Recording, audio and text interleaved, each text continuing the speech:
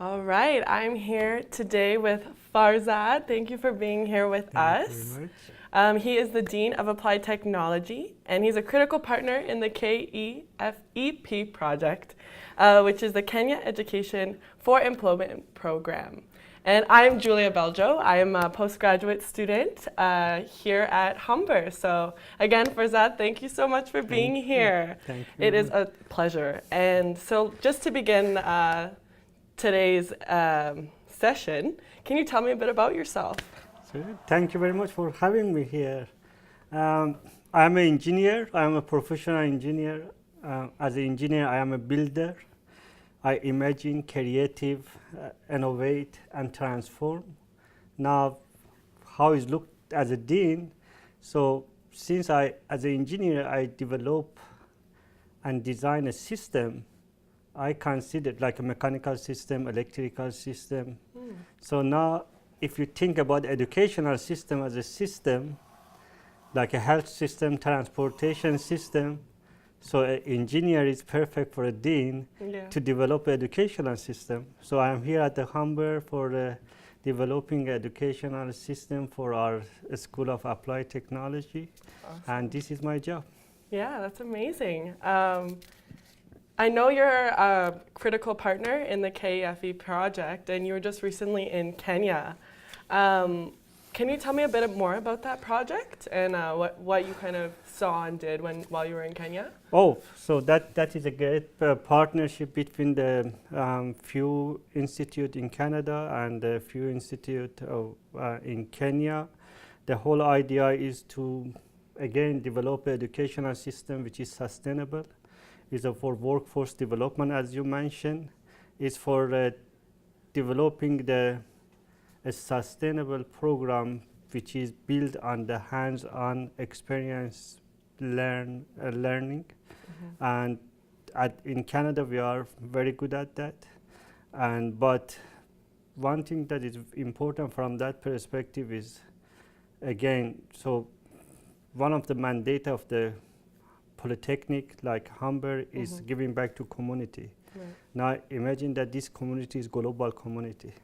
And in Kenya, from the global perspective, we are giving back our experience of the developing educational system which transfer community from that perspective. Right, right. So what does a student in a course in this in Kenya, at a polytechnic school in Kenya, what does that course look like? A work integrated. So this you have to understand that where we are in Kenya. So our relationship is between the Kisumu National Polytechnic in Kenya.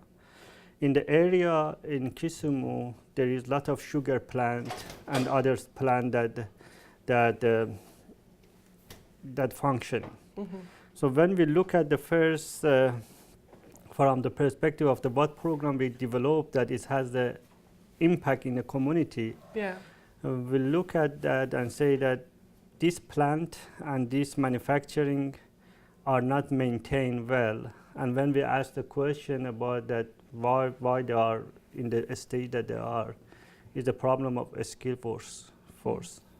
And they don't have a skill. So we come up and designing of the we call it the program for plant operation and maintenance. So within plant and operation and maintenance, there are 6 competencies that we are touching. It is a competency-based learning, a skill-based learning. And within this, closely working with the industry, we are developing this program. They call it course, we call it here program, because there is 6 courses within the program. Wow, that's amazing. Do you have any examples of a student's success through this learning, through the competency-based learning, where you saw maybe? Yeah, well, so the first thing that we start last year that I start developing is bringing industry and academia together.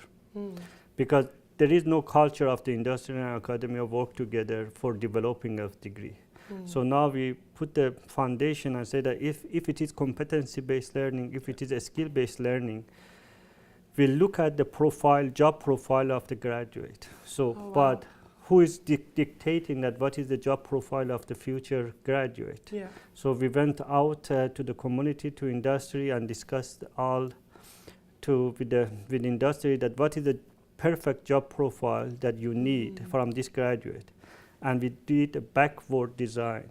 Wow. So the first time that I went to one of the sugar plant, I took few of the two students, one female, one man, to the plant, and it was the first time they see the plant.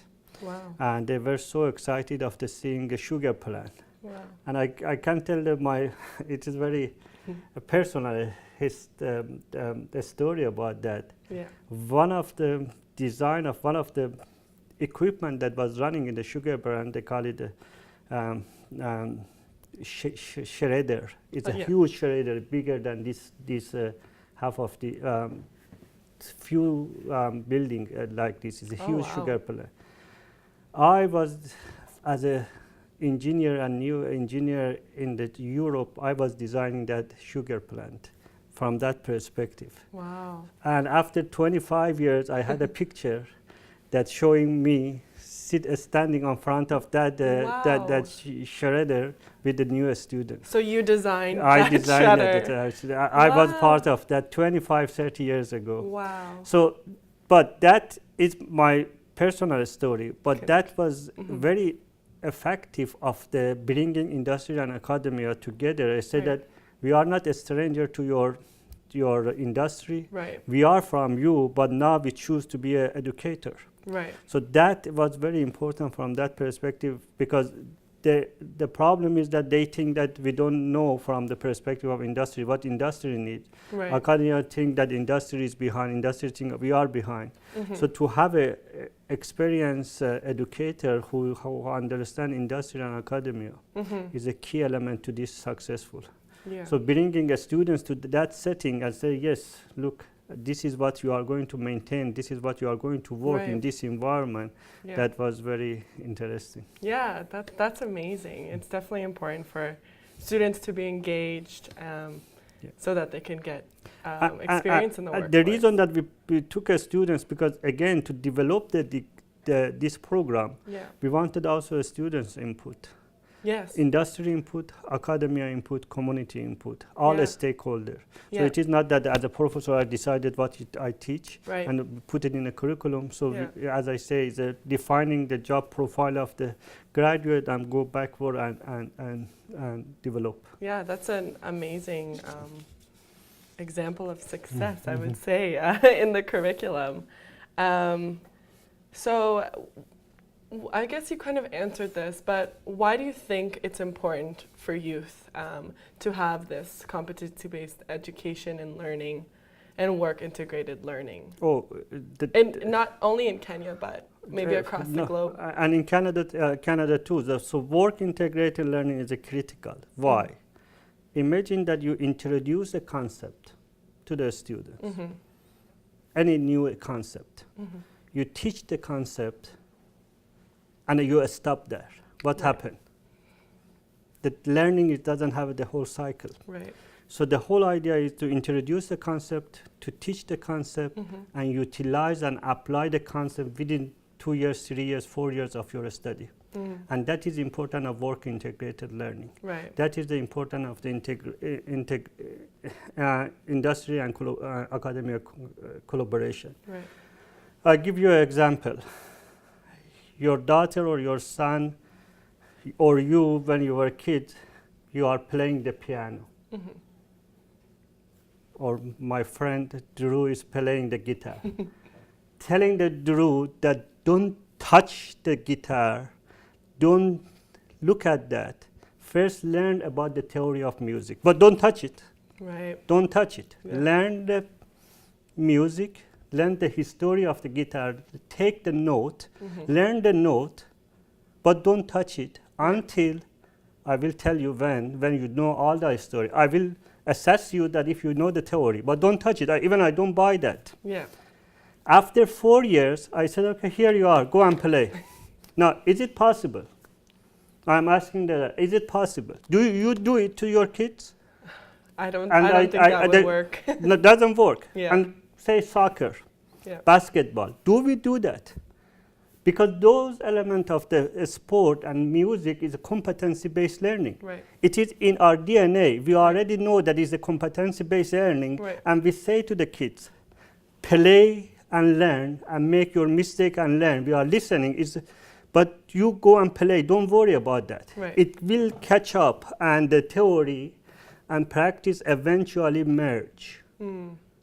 Right. So when we do it in music, in a sport, the technology and engineering and any other is not different. Right. But why we do that we say that no, you have to learn.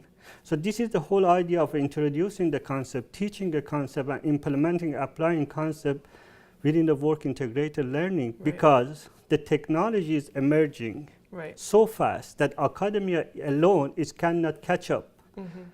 And why we have to work with the industry, because this is the whole idea that they can help us with this playing or implementation through the project-based learning, through the work integrated learning, because you don't want to send the technician technologies out and they see the first time the shredder or that sugar plant, Right. and they get scared and come back.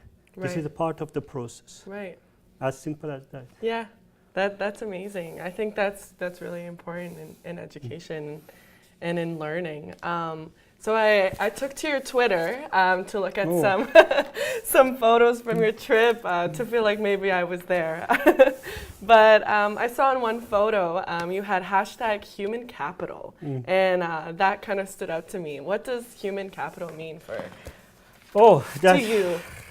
That is that is a collective of skill, knowledge, and intangible asset within each individual. That is a human capital. And education is investment in a human capital that pays term of the higher productivity. So this is the whole idea of when we can invest on the people and we change their habit to the smart habit. So what is habit? If you are defining that you have a smart habit, you have a good habit. It is the knowledge that you have what to do and why you do it that. Right. You have a skill to how to do it and desire to do it. Yep. So that is need investment on the capital. That desire also is a key from that perspective. Right. So it's not only knowledge, not only the skill. So this is why we put together and the only thing that you have is your human capital, Right. that you have to invest. The rest of this, the resources, may be gone. Yeah. But if humanity is gone, that what you have to invest on it. So Right. this is the whole idea, and the education is playing very important. Right. The health and the food and the whole sustainability from that human Right. capital. Right.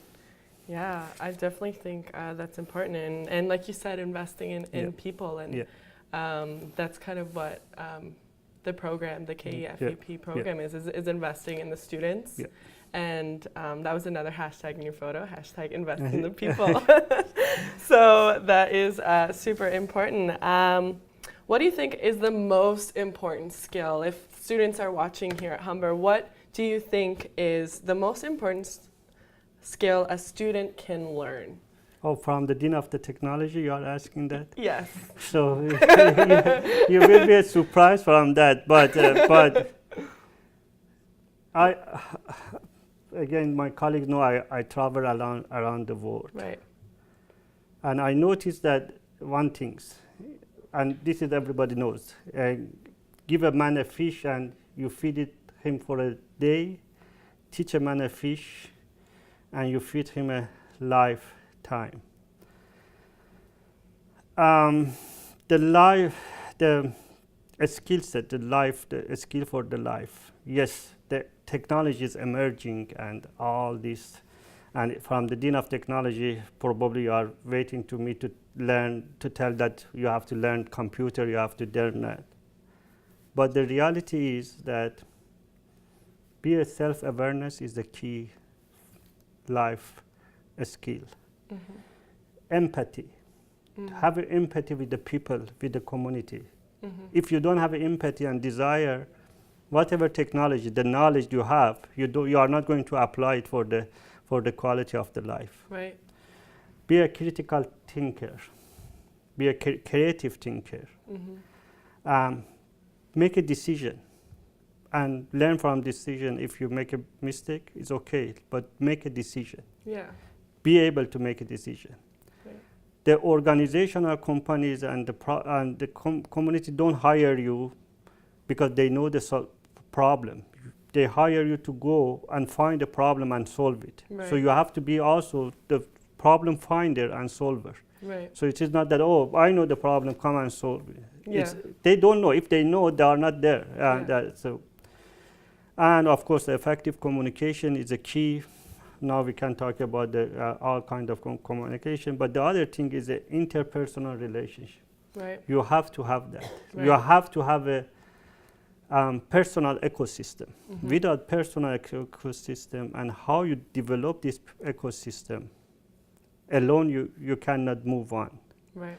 And I give you an example of give a man a fish and you feed him and a day, teach a man a fish. I was in Kenya, I was in Ethiopia, I was in Ivory Coast. I walked about 200, 300 kilometers to the villages. I saw a river. I went close to river. I said, okay, what is going on in the river? I saw that there is hundreds of men and women washing the clothes. After that, I saw that the whole land, green land, and they're drying the clothes over there. And 3-4 kilometers from that, they are selling these clothes. These are our clothes. We donated that. Oh, wow. But by donating our clothes, yes, we get out of our donated clothes. But what we are doing, that now a jean, a good Nike is $1.50, and they are doing this process and selling. Oh, no. But we destroyed the textile industry. There is nobody else is doing making the clothes anymore over there. Yeah, so the clothing industry. Clothing industry is done, because how you can buy a good clothes, because this is if I am after 2 years maybe I donate it. Still is good. Yeah. And you can buy this $3, $4. So, but you cannot make it. So the whole textile industry is lost. So we have to understand the community, global community, and say that, okay, our action here in Canada, how react over there. So for example, we said, okay, let's donate 1,000 of the pencil. We will donate 1,000 pencil. There was a pencil manufacturer over there that it cannot compete anymore. Right.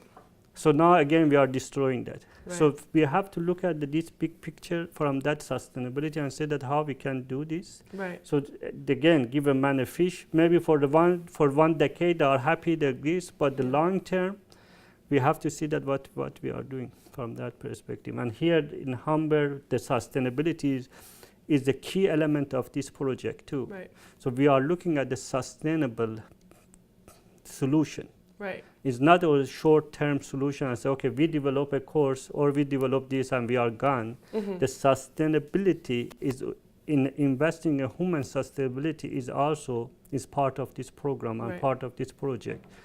And this is the whole big picture of this project. Yeah, wow, that's amazing, and an amazing perspective on sustainability as well, and how our actions here in Canada can affect everything globally without even considering it, kind of. So what does the future of education look like in Kenya after this project? I know this is a 5-year project. Yeah. And you're training the teachers, right? That's an important component. So I guess what is the impact or the overall end goal of this project? So if I look at the big picture of the future of the education globally, in Canada, in Kenya, I can see that yes, technology is impacting every element of our life, from health, from transportation, from education. Yeah. So if we use the technology in our benefit, there are the ways that we can educate the future generation. So from the Kenya perspective or Canada perspective, so the technology and the future, the use of technology, it's helped to diverse time and place for education. Yeah. Your learning is not 8 to 10 in class 101 Right. anymore. It's outside of the classroom. That is, the learning can happen anywhere. The opportunity to learn different time in a different place. The e-learning or the different component of the learning is happening. So the diverse time and place is a key. Right. And this is what we want to do, because again, in Kenya, there are a lot of community that even the road cannot go. Right. But the 5G is coming, and already they are implementing 5G wireless technology, so we can reach out to the community. Right. But maybe we cannot have a building over there and put a classroom Right. in a traditional way. Right. The other two, personalized learning. Right. What I wanted to learn, because of who I wanted to become, what is the community need? Mm-hmm. So a plumber here is maybe a little bit different than plumber in Kenya. Right. So personalized learning. So how students learn and how they use the tool of learning. Right. And the free choice of education. So now education hopefully will be, from the perspective of Kenya, it will be something that not only for the who can afford, but is not free, because as I say that if we are working on the invest on the human resources, and also it should be part of the free choice for everyone. Right. And guarantee that the project-based learning and working with the industry is a key element, because as I say that when I learn and when are my students learning now that is huge a difference from that perspective, so we have to do. So these are the elements that I can say that is affect our future education. Yeah. Wow. Yeah. I definitely think that's important. As a postgrad student, work integrated learning it's about practical skills. And the field experience, I'd say the data interpretation. Right. Again, assessment and evaluation. Right. The exam, the meaning of the exam. Right. Am I assessing you for assessing you of learning? For example, if I assess you today and say that did you learn? Am I adding value to you? Are you asking me? Yeah, that is the question. And if I say that today, I say that I wanted to check you, I am not adding value. Right. Only I am saying, yes, you learned or not. Right. There is no value added. Oh, So I see. Inspection, the exam is an inspection. So Right. for example, from the manufacturing product, I say, okay, good. I am not adding value. Now I cannot sell it $2. Only I can say yes or no. Right. This is assessment of learning. So Right. we wanted to go toward assessment as learning. While I am assessing you, you learn too. Yeah. Because $100 million of the time spent is only by checking you. Right. And there is no value added. So we wanted to change it to the assessment as learning. Right. And that while we are doing this process, which is important process, quality control process, you can learn out of that. Right. And this is assessment as learning. And a student's ownership. Right. So how students can take a responsibility and dictate from the perspective of the learning. These are Right. the future that I can say. Yeah. Wow, that's amazing. Thank you so much, You're welcome. Farzad, for being here. We really appreciate that advice. And as a student, I took a lot from this. Thank you and very much for I really having me. think Humber is doing a great job at implementing this at Humber. And it's also amazing, this project. And I hope for the best success in the KFEC Thank you very much. project. Thank you for And having me. Thank you, and thank you to all the viewers for Thank you very tuning much. in. Thank Thank you. Thank you.